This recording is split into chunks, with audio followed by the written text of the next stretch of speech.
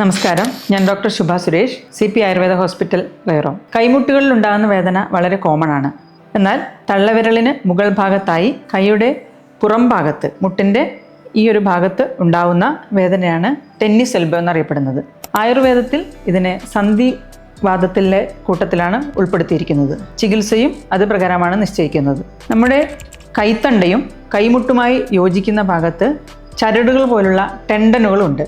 ഇവയ്ക്കുണ്ടാകുന്ന ചതവോ നീർക്കെട്ടോ ചെറിയ പൊട്ടലോ ഒക്കെ ടെന്നീസ് എൽബോയ്ക്ക് കാരണമാകാം.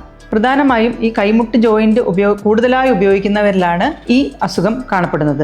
ഇതിനെ ലാറ്ററൽ എപ്പികോണ്ടൈലൈറ്റിസ് എന്നും അറിയപ്പെടുന്നു. അതായത് എപ്പികോണ്ടൈൽ എന്ന ഭാഗത്തുണ്ടാവുന്ന നീർക്കെട്ട്.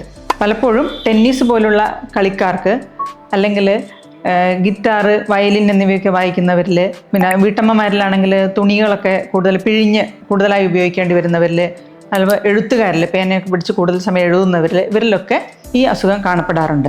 തുടക്കത്തിൽ ചെറിയ മൂവ്മെൻറ്റുകളിൽ ഉണ്ടാകുന്ന വേദനയായിരിക്കും.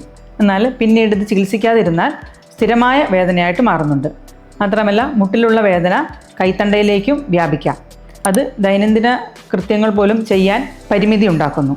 ആയുർവേദത്തിൽ ഇതിന് ആദ്യം പറയുന്നത് പൂർണ്ണമായ വിശ്രമമാണ്. ആ ജോയിൻ്റ് അനക്കാതെ വെക്കുക എന്നുള്ളതാണ് പ്രഥമം. അതിനുശേഷം നീർക്കെട്ട് കുറയ്ക്കുന്നതിനായിട്ടുള്ള ലേപനങ്ങൾ, ഗൃഹധൂമാതി ചൂർണം, കൊട്ടൻ ചുക്കാതി ചൂർണം എന്നിവ അരച്ച് പുരട്ടാവുന്നതാണ്. ഇത് ആ ഭാഗത്തുള്ള നീരിനെ കുറയ്ക്കും. അതുകൂടാതെ ആരനാളാദി തൈലം, മുറിവെണ്ണ, കാർപ്പാസാസ്യാദി തൈലം എന്നിവയൊക്കെ പുരട്ടി ചെറുതായി ബാൻഡേജ് ചെയ്യാവുന്നതാണ്. ഇതുകൂടാതെ നീരും വേദനയും കുറഞ്ഞു കഴിഞ്ഞാൽ ഇതിനോടൊപ്പം തന്നെ ശമനൌഷധങ്ങളും പ്രധാനമാണ്. ഇത് ആ ഭാഗത്തുള്ള പരിക്കുകളെ ഭേദമാക്കാൻ നന്നായി സഹായിക്കുന്നു. ആയുർവേദത്തിൽ അഗ്നികർമ്മം പോലുള്ള ചികിത്സകൾ താൽക്കാലിക ആശ്വാസം കൊടുക്കുമെങ്കിലും സന്ധിവാതത്തിൻ്റെയും മർമ്മ ചികിത്സയും ഒന്നിച്ചു ചെയ്യുമ്പോൾ പൂർണ്ണമായ ആശ്വാസം കിട്ടുന്നതാണ്.